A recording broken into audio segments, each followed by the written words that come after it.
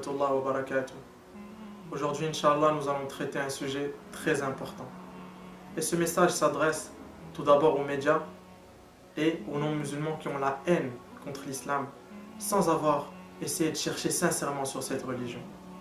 Je vous adresse ce message. Et tout d'abord, avant, je vais vous poser quelques questions. Pourquoi cette haine? Pourquoi cette haine? Avez-vous essayé de faire des recherches? Avez-vous essayé de parler aux musulmans pour qu'ils vous expliquent cette religion? Avez-vous lu la biographie du prophète sallallahu alayhi wa sallam? Pourquoi 1,6 milliard de personnes qui sont musulmans? Pourquoi ces gens ont accepté cette religion? Pourquoi et pourquoi? Pourquoi ne pas se poser des questions sincères au lieu d'attaquer avec haine et ignorance et injustice? Pourquoi? Parce qu'on va prendre la majorité du temps, les médias prennent des préjugés, du hors contexte pour condamner des choses qui n'existent même pas dans cette religion. Pourquoi ne pas prendre le message au complet? Pourquoi aller mettre le flash sur des incompréhensions? C'est ça les questions que je vous pose. Mais avant tout, aujourd'hui je vais parler, Inch'Allah, du comportement de Muhammad sallallahu alayhi wa sallam, notre messager qui nous a appris cette religion. Et sachez qu'on le prend comme exemple et qu'on apprend de lui. Donc tout ce qu'il fait, on doit le faire. Et on va parler, Inch'Allah, comment il a réagi avec les non-musulmans. Comment il réagissait avec les femmes. On va mettre au chaos ce soir deux grands préjugés que les médias utilisent toujours en traitant les musulmans de terroristes et aussi en traitant la femme musulmane de soumise, en disant que l'islam rabaisse la femme. Faux, faux, faux. Nous allons parler de ça, Inch'Allah, et nous allons prouver au monde que ça doit finir, que les gens doivent lire et apprendre. Les préjugés, c'est fini.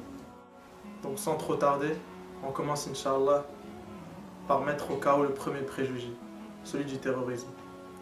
Tout d'abord, que veut dire terrorisme? Terrorisme, c'est l'emploi de la terreur. Et que veut dire islam? Islam vient du mot salam. Islam veut dire soumission au seul et unique Dieu. Donc là, directement, on peut détecter un oxymore. Terreur et paix, ça ne marche pas. Islam et terrorisme, c'est pas compatible. Directement, pas compatible. Vous pouvez savoir ça en revenant au comportement du prophète sallallahu alayhi wa sallam. Premièrement, quand il est revenu à la Mecque, lors de la conquête de la Mecque, il est revenu avec 10 000 compagnons, sallallahu alayhi wa sallam. Et il y avait des associateurs qui l'avaient maltraité. Il leur a pardonné. Il leur a pardonné. Violence, dites-vous? Sachez qu'il y a une femme qui a essayé d'empoisonner le prophète sallallahu alayhi wa sallam et il l'a su. Et il lui a pardonné. Vengeance, dites-vous? Sachez encore une fois qu'à Taïf, le prophète sallallahu alayhi wa sallam a été maltraité. Il avait la chance de se venger, mais il n'a pas voulu se venger. Violence, dites-vous? À plein d'occasions, plein de fois dans la vie du prophète sallallahu alayhi wa sallam, il n'a pas rendu le mal par le mal, mais il rend le bien. Notre prophète sallallahu alayhi wa sallam a dit, et écoutez bien avec vos cœurs, il a dit, quiconque maltraite un chrétien ou un juif verra en moi son ennemi le jour du jugement. Ça pousse au bon comportement avec les non-musulmans. Sachez que Abdullah ibn Omar, qui est le fils d'Omar ibn Khattab radiyallahu anhu, à chaque fois qu'il égorgeait un mouton, il donnait à son voisin juif à manger aussi. Il donnait à son voisin juif à manger. C'est ça l'islam. Vous savez, de nos jours, il y a un discours de haine, une propagande malhonnête qui pousse les médias à dire des mensonges sur cette religion, citer du hors contexte pour vendre, malheureusement. Mais c'est un effet boomerang. Pourquoi? Car ils font de la pub facile, de la pub gratuite pour l'islam. Car les gens aussi intelligents, ils vont faire des recherches.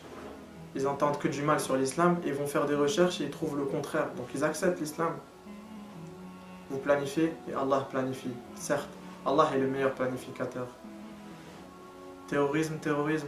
Mais quel terrorisme? Quel terrorisme? Vous savez comment l'islam est rentré en Asie? C'est grâce à des commerçants musulmans. Quand les Asiatiques venaient acheter chez eux, le musulman lui disait: va chez mon frère, il n'a pas assez vendu aujourd'hui. Moi j'ai bien vendu, donc va le voir, lui il en a besoin plus. Quel comportement? C'est ça qui leur a fait accepter ce message. Un comportement magnifique, un comportement tiré de la vie du prophète sallallahu alayhi wa sallam. Terrorisme, dites-vous? Mais quel terrorisme? Qui a été la cause de millions de morts pendant la Première Guerre mondiale? Les musulmans? Qui a été la cause de millions de morts pendant la Deuxième Guerre mondiale? Qui a jeté des esclaves africains dans les océans? Qui? Qui a jeté une bombe atomique sur Nagasaki et Hiroshima? Qui? Les musulmans? Qui a tué 6 millions de juifs? Un musulman? Terreur, dites-vous? Soyez honnête. Soyez honnête. Prenez le temps de lire et d'apprendre sur cette religion. Sachez que Michael H. Hart, il a écrit un livre sur les 100 personnes les plus influentes de l'histoire et il a mis Mohammed sallallahu alayhi wa sallam en première position. Michael H. Hart n'est pas musulman. Il n'est pas musulman. Quand la vérité est présente, il faut le dire. Il ne faut pas avoir peur de dire la vérité. Il ne faut pas avoir peur de dire la vérité. Vous savez, de nos jours, quand il y a une guerre, on peut le voir, il y a des injustices. Regardez, aujourd'hui on utilise des drones pour tuer des innocents. Vous pouvez voir combien d'innocents meurent. Combien de personnes sont traitées d'une façon injuste. Alors que regardez, le prophète sallallahu alayhi wa sallam, comment il donnait des consignes à son armée pendant des temps de guerre, comment c'était codifié. Écoutez bien.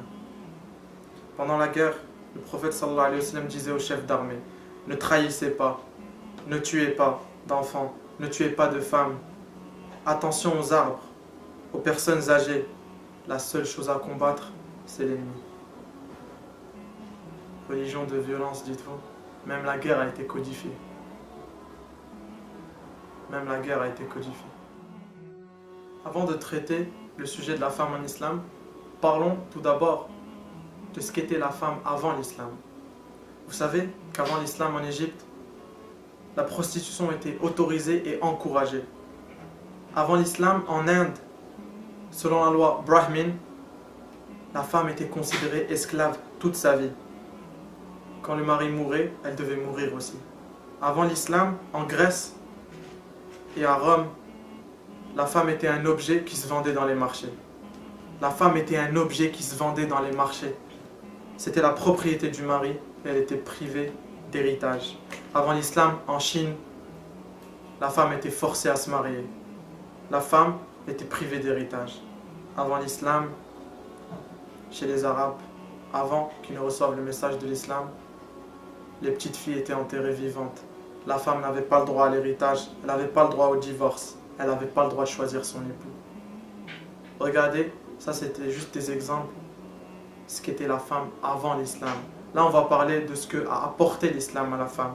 Comment l'islam a honoré la femme à des moments où la femme n'avait pas de droit. Sachez que la première convertie à l'islam est une femme, Khadija radiyallahu anha. La première martyre de l'islam est une femme, Soumaïa radiyallahu anha. La personne que le prophète sallallahu alayhi wa sallam aimait le plus était une femme, Aïcha radiyallahu anha. Dans le Coran, il y a le nom d'une sourate qui est la sourate des femmes. Il y a une sourate au nom d'une femme, Maryam. Subhanallah. Vous dites que l'islam a rabaissé la femme, on va traiter d'autres preuves. L'islam a sorti la femme des ténèbres à la lumière. L'islam est venu donner à la femme l'égalité avec l'homme. L'islam a donné à la femme le droit à l'héritage, le droit de choisir son époux, le droit à l'éducation, le droit de posséder une propriété. L'islam honora la femme à un moment où elle n'était pas honorée. L'islam rabaisse la femme, dites-vous? Renseignez-vous. Notre prophète sallallahu alayhi wa sallam a dit: le monde entier est une provision et la meilleure chose au monde est une femme pieuse, rapporté par Muslim. Notre prophète sallallahu alayhi wa sallam a dit: les meilleurs d'entre vous sont les meilleurs avec leurs femmes. Le prophète sallallahu alayhi wa sallam n'a jamais levé la main sur une femme. Le prophète sallallahu alayhi wa sallam a dit: le croyant ne doit pas détester sa femme, car si un comportement en elle lui déplaît, un autre lui plaira. Le prophète sallallahu alayhi wa sallam a dit: le meilleur argent qui est dépensé par l'homme, c'est celui qui dépense pour sa famille, c'est-à-dire pour sa femme et ses enfants. Le prophète sallallahu alayhi wa sallam nous a appris que quand tu donnes à boire à ta femme, tu es récompensé. Le prophète sallallahu alayhi wa sallam nous a dit que quand tu donnes à manger à ta femme, tu es récompensé. Pourquoi on ne montre pas ça dans les médias? Pourquoi vous ne parlez pas de ça? Soyez honnêtes. Pourquoi vous montrez qu'une face de la médaille?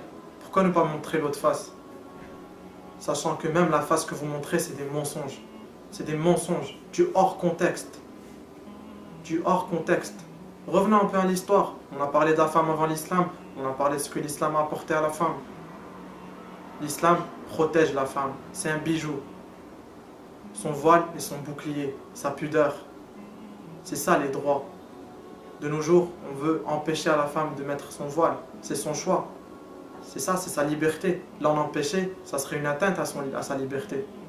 Réfléchissez. En quoi ça dérangerait les autres qu'une femme puisse s'habiller comme elle veut, sachant que pour elle, ça ne la rabaisse pas, ça l'élève. Elle veut plaire à son créateur. Comment elle peut empêcher une femme de plaire à son créateur? Elle vit comme elle veut.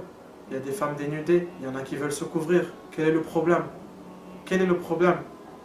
Vous cherchez à vendre, vous cherchez à parler d'islam parce que ça vend bien, parce que ça fait peur aux gens. Bien sûr, c'est la façon que vous présentez qui fait peur aux gens. Mais l'islam n'est pas venu pour faire peur aux gens. Le prophète sallallahu alayhi wa sallam a été envoyé comme miséricorde pour l'humanité. Comme miséricorde pour l'humanité. Sachez que 2/3 des nouveaux convertis à l'islam sont des femmes. Si l'islam rabaissait la femme, pourquoi alors des femmes acceptent l'islam? Raisonnez, c'est pour les doués d'intelligence. Agissez, réfléchissez. Pourquoi autant de haine? Est-ce que la vérité fait peur? L'islam honora la femme autant que mère, autant qu'épouse et autant que fille. Un compagnon demanda au prophète sallallahu alayhi wa sallam: quelle personne mérite le plus ma compagnie? Le prophète sallallahu alayhi wa sallam lui dit: ta mère. Et il lui dit: et ensuite? Il lui dit: ta mère. Et ensuite ta mère. Et ensuite ton père. Il lui a dit la mère 3 fois. Et ensuite il a cité le père. Vous parlez d'une religion qui rabaisse la femme? Sachez que si vraiment les hommes savaient ce que l'islam a apporté à la femme, tous les hommes voudraient devenir femmes. Et pour conclure, sachez que notre prophète sallallahu alayhi wa sallam ne rendait pas le mal par le mal. Sachez qu'il était bienfaisant envers toute personne, qu'elle soit musulmane ou non musulmane. Sachez qu'il était généreux, qu'il était toujours souriant. Sachez que notre prophète sallallahu alayhi wa sallam pardonnait et tournait la page. Et que il nous a appris et nous a dit que ceux qui seront le plus proches de lui le jour du jugement, c'est ceux qui ont le meilleur comportement.